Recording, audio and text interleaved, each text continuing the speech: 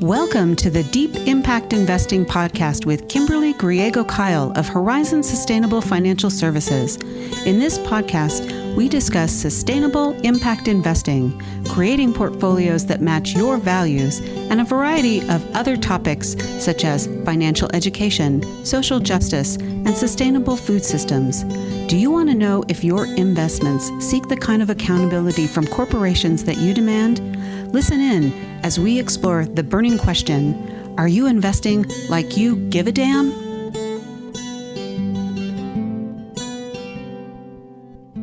Hello and welcome to Deep Impact Investing with Kimberly Griego-Kiel from Horizon Sustainable Financial Services. Kim, how you been? I've been good.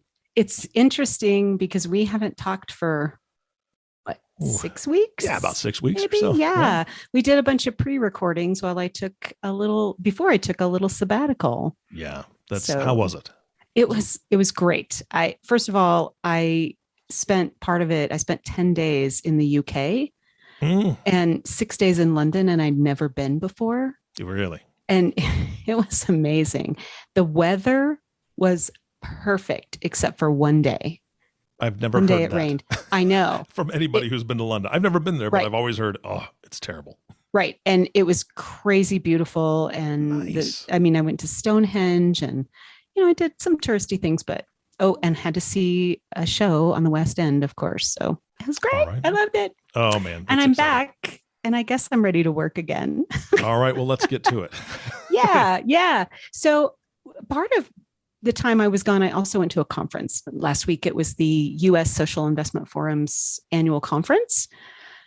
And it was great, first of all, to be back in conference rooms with colleagues and meeting new people and literally getting down to nitty-gritty, talking about some of the things that are going on in our industry. And I was struck by an interesting thought, really, as I was doing some research on what should I talk about today. And I realized there are so many articles coming out about the industry and important things that clients need to hear. So I think that's what we're going to talk about today and just discuss some of the hot topics in the news, I guess, which is not something I usually do. But the first big thing is we have seen a rapid increase in attacks on the ESG industry or the social impact industry, investing industry. And it's interesting, we talked about this so much at the conference. One of the folks that I really respect, his name is John Hale, and he works at Morningstar. His comment was that these attacks are really evidence of success, not failure. The stronger we get with our industry, the more we're seeing attacks from different sides, shall we say. And what's happening is they're coming up with these articles saying that you're going to, it's all greenwashing. I call it the Chicken Little response. So they're all yelling, the sky is falling, when in reality, that's not happening. And there's so much non or wrong information being passed around. And I say non-information because so much data is already out there about the success of ESG, environmental, social, and governance investing, or impact and sustainable investing. And as we've talked about before, those are kind of two different things. I think it's really important to note that while these attacks are going on, many people, and this is going to be a little controversial, but many people in our industry are not really responding to them. And I am at the point, and a number of other folks too, that we have to punch back on this negativity and on the attacks in our industry. So I think we're going to see a ramp up on that, responses to some of these articles. And I swear there's one out pretty much every day at this point. Well, I want to jump in because I've got two things. I'm going to ask you a question and I'll let you think about the question, but then I'm going to make a comment, which is so interesting that you're bringing this up today. So first question is, why do you think that other folks within the industry are not fighting back? That's my question. I'll let you think on that. But the other thing that just blows my mind is that when I'm driving around, I don't necessarily like to listen to the radio. I mean, like music on the radio, because lots of commercials and a bunch of just stuff I don't want to hear. I get that. So, yeah. So if I'm on radio, I'm going to go to the AM station. I'm going to listen to some news channels. I was absolutely shocked and blown away. I mean, I'm in middle America, and there was a nationwide show that was on, and one of the things they said, it was part of the, when they come back from a commercial or they're, promoting something or whatever, it says, well, you're not going to hear such and such and ESG and da da da da da. And I was like, are you serious? Oh my gosh. I was really, really surprised to hear that. And it was just those two things. Like, I can't remember what the other one was, because it just really took me by surprise that they're saying, and you're not going to hear anything about ESG. I'm like, well, why not? I mean, it's conservative radio, I'll be honest. Yes. I'm more conservative, but why on God's green earth would you say that that's a bad thing? Problem? Even if you didn't agree with a specific piece of it, why would you just throw the baby out with the bathwater kind of thing? Right.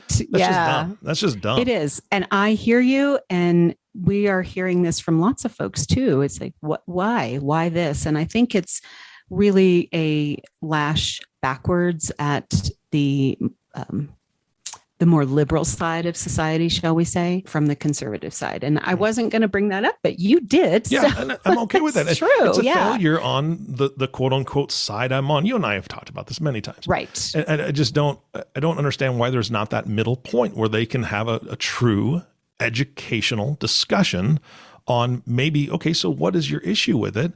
Then bring that up. But to just say, oh, this is all bad, well, that's just ridiculous. Right. And there's a lot of lying about data and misrepresenting data coming from not just the conservative side, but other pundits and things like that. Mm-hmm. So what we have to do, and I want to answer the second part of your question too, is why we're not doing enough. And I think part of it is many in our industry, and I'll include myself in this, don't know where to start in terms of responding to this article in the Wall Street Journal or the New York Times, those types of things. And so without having some parameters, I think it makes it difficult for some people.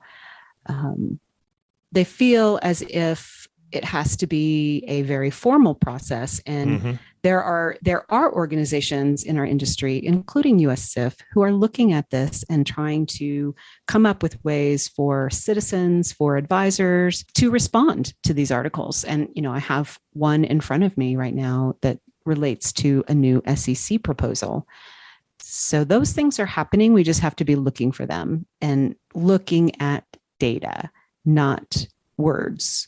That people are using. So, I have a really good example on that. And there is a firm, a big name firm whose name I won't use. They have what they call an ESG fund that excludes companies that make most of their revenue from alcohol, tobacco, weapons, coal, oil and gas, and a few other products. So they're excluding those companies. And the holdings in this fund are subject to what they call their internal ESG analysis, but we don't really know what that analysis is.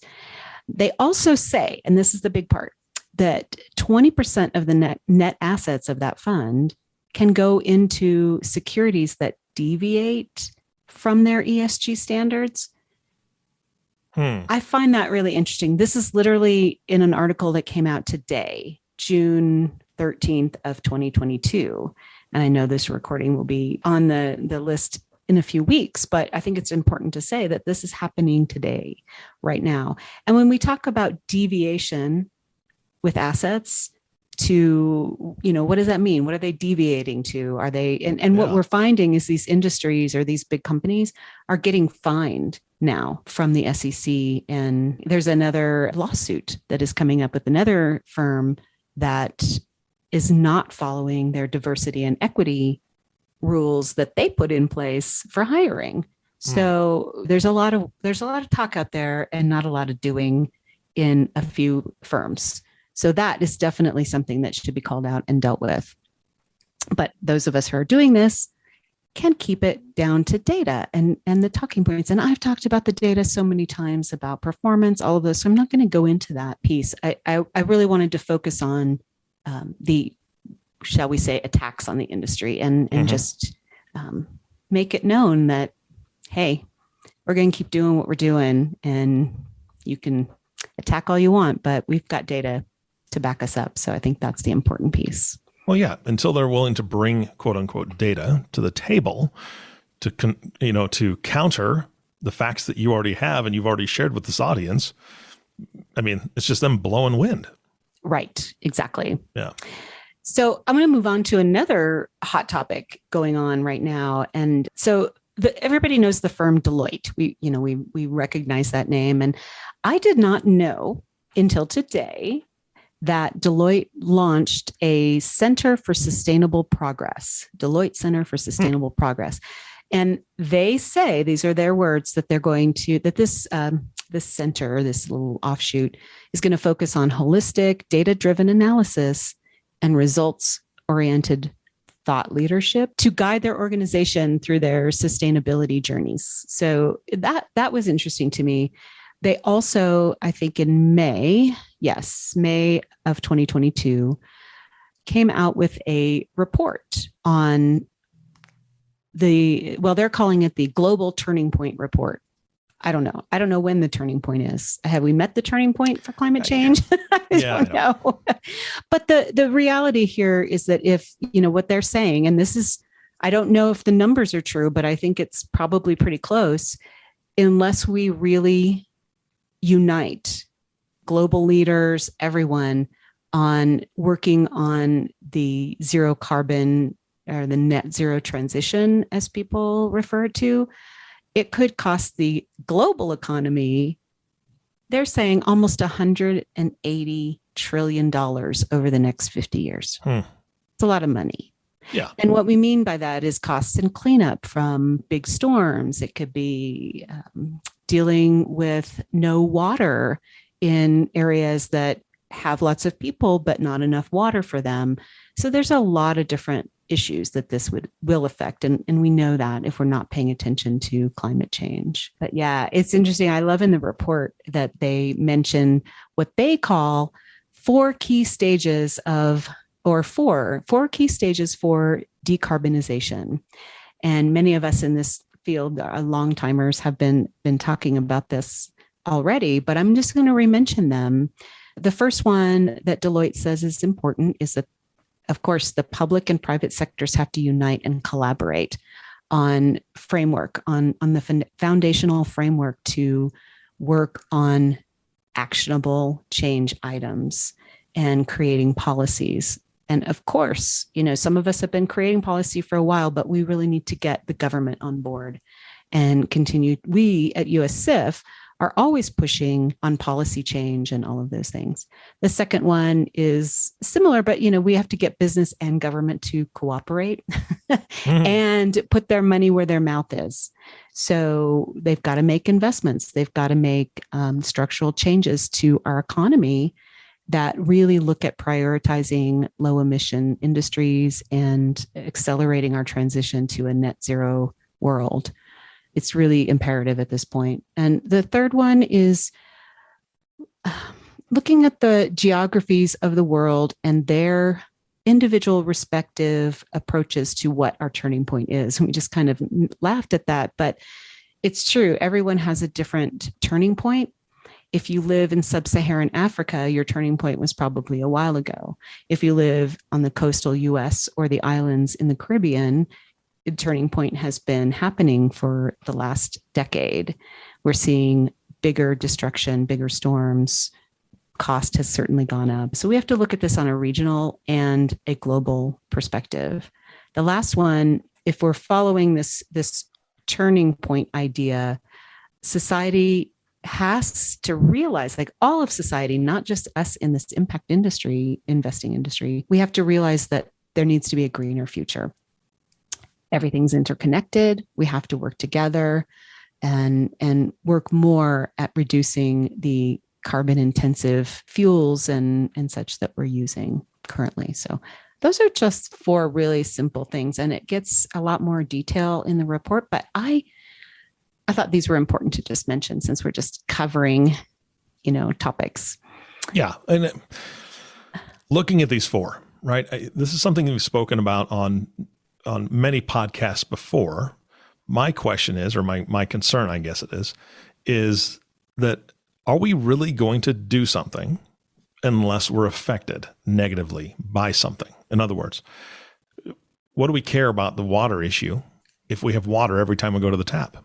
Right. There are places in this world that don't, right? And looking at what Lake Mead and some of the things that are going on there with the lake going down, it's down, I don't know how many tens of feet. I mean, tons, crazy right? low. Yeah, crazy low, which also, of course, affects electricity generation because of, not having enough in the dam, to be able to run through there. So not only is there a possible water shortage coming, these aren't scare tactics, but this is just reality. It's reality. It's data. Yeah, absolutely. And so all of a sudden, well, wait a second, why isn't there water? Well, let's talk about that. We've been talking about that for a long time. Oh, wait, what do you mean there's rolling brownouts? Or there's certain times of the day where I'm not going to be able to use the electricity. They're going to turn it off for a little bit. Well, that starts to get people's attention because if I can't stream Netflix, Kim, come on. If I can't stream Netflix 24 hours a day. You and I don't know, 200 million people. Right. I don't know how many people have Netflix, but I get it. If it's not affecting us personally, how are we going to respond, or why would we respond? Yeah. And, we've had so much trouble with this over the last decade, but we really do have to come together as a global, of course, economy. Absolutely. And as people, as humans, and realize that everything we do affects someone else. And so I think that's very important.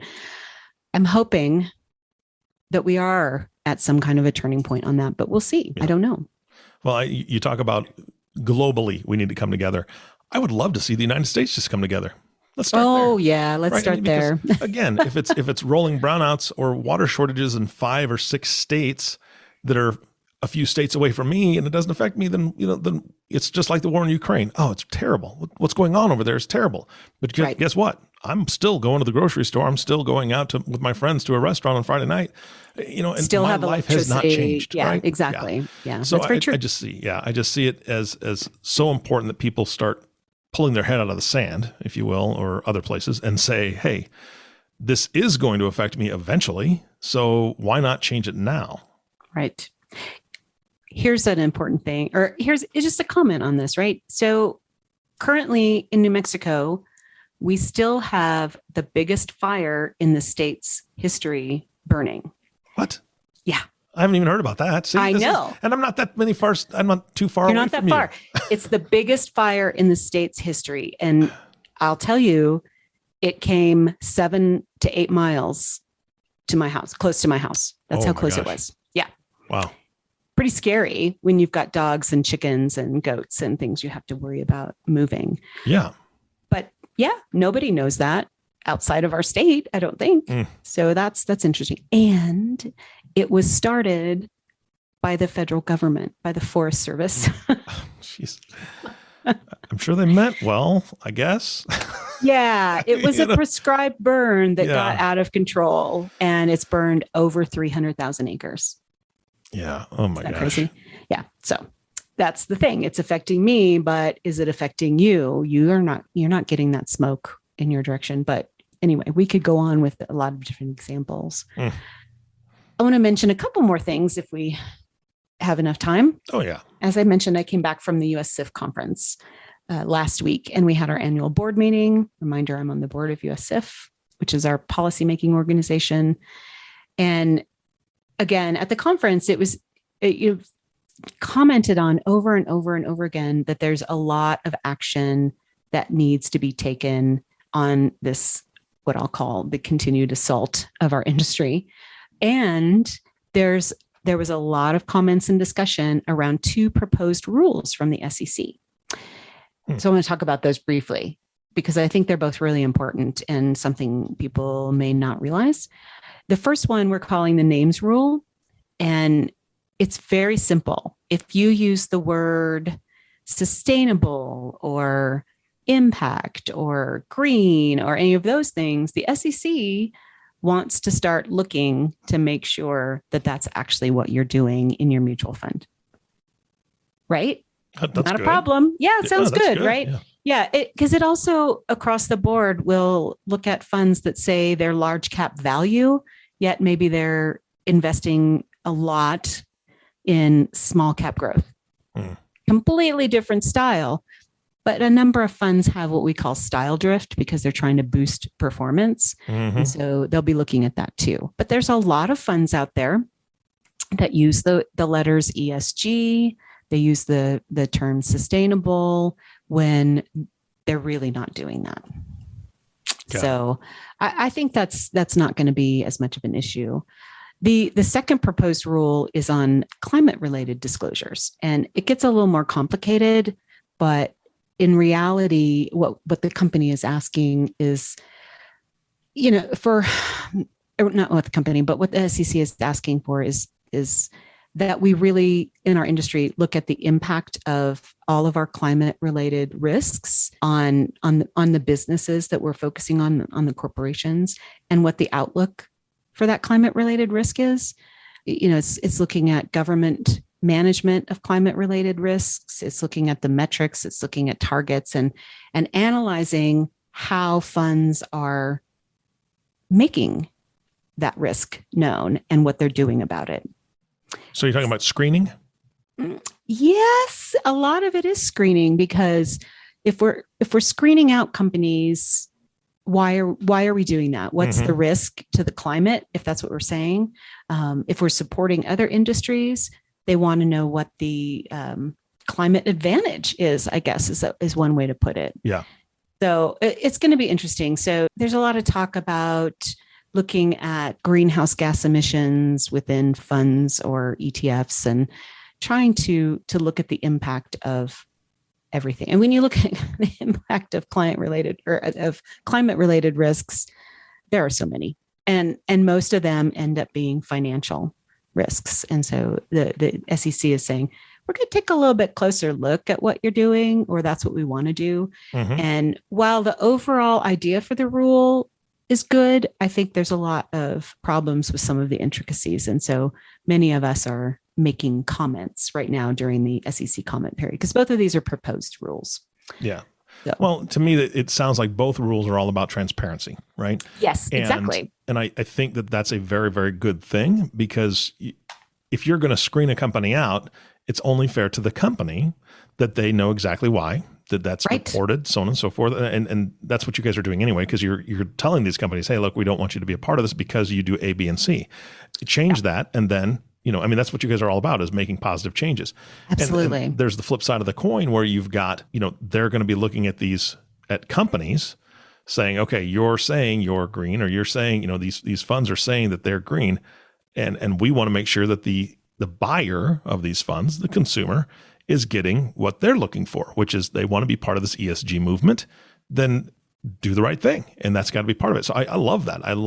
Now the execution is what concerns me as well. And I'm sure that's exactly what you're talking about. Yes, that's exactly what we're talking about, because I don't have any issues with transparency. Yeah. And most of our industry doesn't. In the US CIF has been advocating for disclosures on many of these issues since 2009-ish, I think. And, so we're definitely into transparency. But you're right. There are all of these, people like to call them the materiality risks. What is material to the company? And what's the risk if we're excluding them or asking them to make a change? Yeah. And in terms of transparency, you've got to take the next step, in my opinion, and be looking at these corporations and saying, well, here's the problem and what we want you to change, which is the shareholder advocacy piece that we are so fond of. Yeah. Yeah, absolutely. Yeah.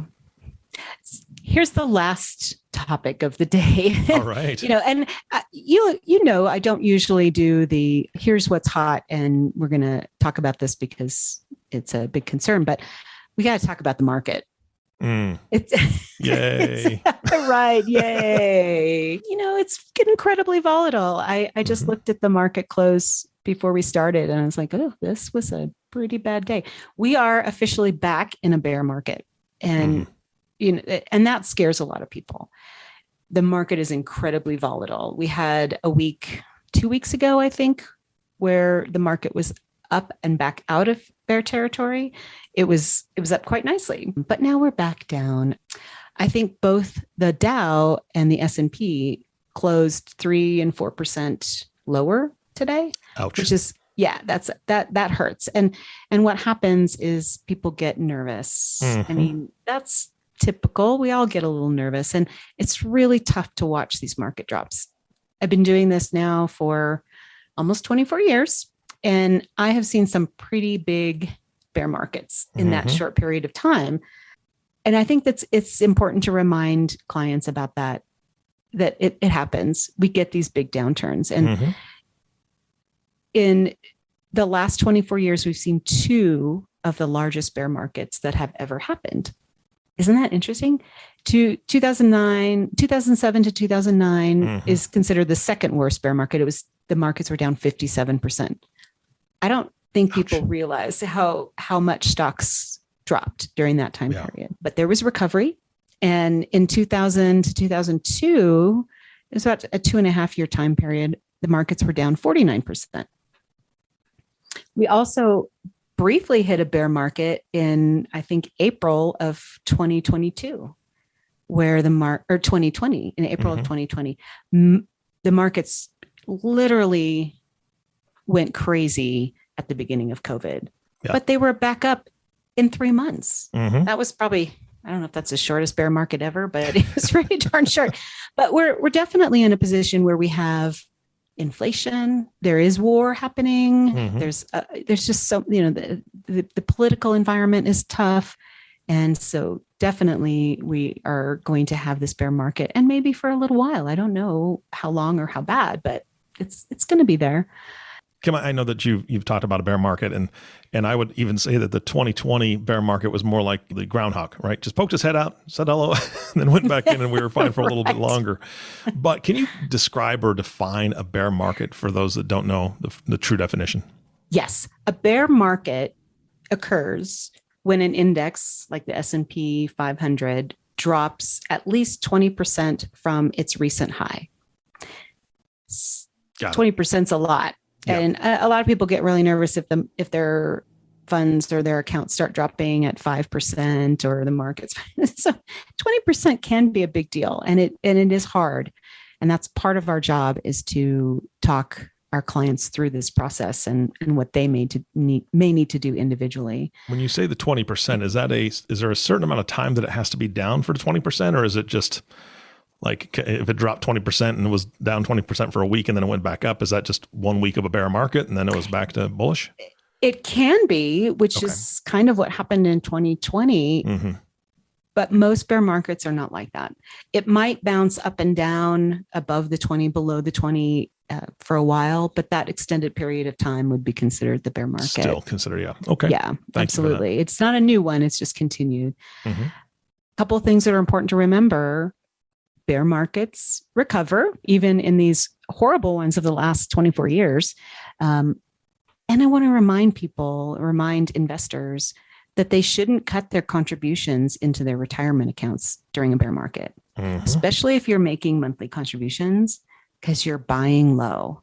Yes. And when the market does recover, you'll be really happy with yourself that you continue to make those contributions. So I think that's important. Yeah, one of my neighbors here in Omaha, you may have heard of him. I won't mention his name, but he likes to talk about buying things on sale, and that's his entire strategy, right? And he's done pretty well for himself. I mean, just a wee little bit. He's a simple guy, but yeah, he's done really well. I like him. Yeah, he's okay. Yeah. It's interesting. As luck would have it, I got an article emailed today from, one of the papers that I get. We call them papers, but they're email, Financial Advisor magazine. So dated today, the article, The 7 Deadly Sins of Investors in Volatile Markets. Now, I don't know if that's what I would title it, but it's pretty much spot on, because I'm not going to go through all 7 of them. I'm just going to highlight a couple. Okay. And they mention it's a mistake to ignore your asset allocation, especially during bear markets. It's also a mistake to ignore diversification in your investment accounts. Okay. And those really are key to withstanding and recovering from a bear market or a serious downturn. Oh, wait. I gotta say one more, because this is important. That we hear this a lot. Well, this time it's different. it's different this time. Right. It's always different. Yeah. Everything is always different, including the market drops. There are different reasons. We won't go into all the reasons because, we could be here for an hour talking about that, but it's always different. So that shouldn't be an impetus for you to sell your investments and go to cash because you think it's always different. I want to kind of end this and say, well, before I do that, do you have questions? Any more questions? I think you delivered this news, if you will, beautifully. This is our news brief of the news day. Brief. Next time I want to be in chopper 1. Anyway, got it. Yeah, it's again, it's not that you avoid this stuff, Kim. I love the fact that you tackle this stuff head on, and it's something where the podcast is educational. We hope it's a little bit fun for the audience as well, but at the same time, it's more important that people hear your voice and hear the confidence you have in what you're speaking about, because that's what a lot of people are lacking right now is confidence. Exactly. They lack confidence in the market. They lack confidence in the decisions that the government and or personal, regular people are making on a daily basis to help the environment, so on and so forth. But being able to know that there are people out there advocating for these things and spreading calm instead of spreading fear, which most of the media does just to sell advertising. That's not what you're doing. Right. You're here to educate. And I love it. And I just want to give the facts and education is important to me. I've said that many times, and we talk about that a lot. When the markets are doing these crazy things, I get it. People are scared. It's very emotional. I have investments too, so I feel that and I understand. It's really important for investors, and I think this podcast is really targeted to investors, although there's some financial advisors out there who could hear this news too and really take note. But investors who really do rely on the ability, the advice, and fiduciary responsibility of an advisor are much less likely to make these kinds of mistakes that I mentioned. And I only mentioned 3, right? Our job is to help clients with this. We want to help you. We want to, of course, help you invest with your values and help you through these rough patches. No one calls us when the market's up, but some do call, and some just disappear without saying anything. And it's really important that we work as a team. So I want to remind people how they can contact us at Horizons. Please, Yeah. So please, if you're interested in any of the things we've talked about today, you can email info@horizonssfs.com or call us 505-982-9661. We'd love to hear from you. Yeah. Kim, thank you so much. I appreciate it. I know that you are one of the things that you do is you act as a buffer from the storm. The storm, being the market, storm being the news media that we see and hear. It can be daunting to listen to and hear. And the fact is if you have somebody on your side who is a fiduciary, who is taking the emotional piece of it out to be able to have that open discussion and just lay out the facts, that's what a lot of people are missing. So I hope people take advantage of your offer and just call in. Email in, figure out just, hey, let me ask you a couple questions because I know you're so open to it. So thank you for all you do, and thank you for that. Thanks, Eric. You bet. It's good. We're happy to be that calm in the storm. So, all right. Well, again, thank you. And of course, our last thank you goes to you, the listening audience. Thank you so much for tuning in and listening to the Deep Impact Investing Podcast with Kimberly Griego-Kiel.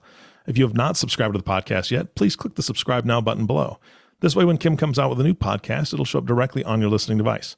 Now, this is where I usually say that, this makes it really easy to share these podcasts with your friends and family, but I'm going to add something different.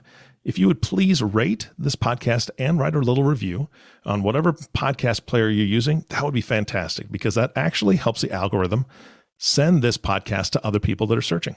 That would help out big time for them to get the information. Again, thank you so much for listening today. For everyone at Horizon Sustainable Financial Services, this is Eric Johnson reminding you to live your best day every day. And we'll see you next time.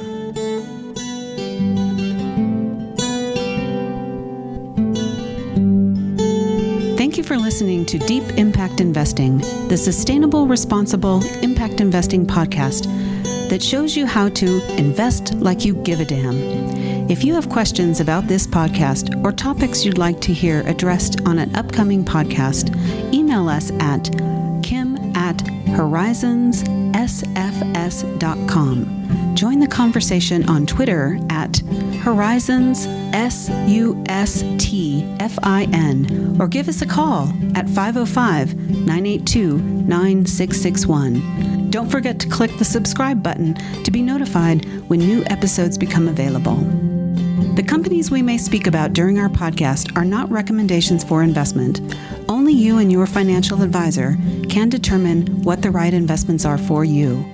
Horizon Sustainable Financial Services, Inc. and its financial professionals do not render tax or legal advice. The information covered and posted represents the views and opinions of the host and/or guest, and does not necessarily represent the views and opinions of Horizon Sustainable Financial Services. The content has been made available for informational and educational purposes only. The content is not intended to be a substitute for professional investing advice. Always seek the advice of your financial advisor or other qualified financial service providers with any questions you may have regarding your investment planning. None of this content may be used or duplicated without the express written agreement of the podcast host.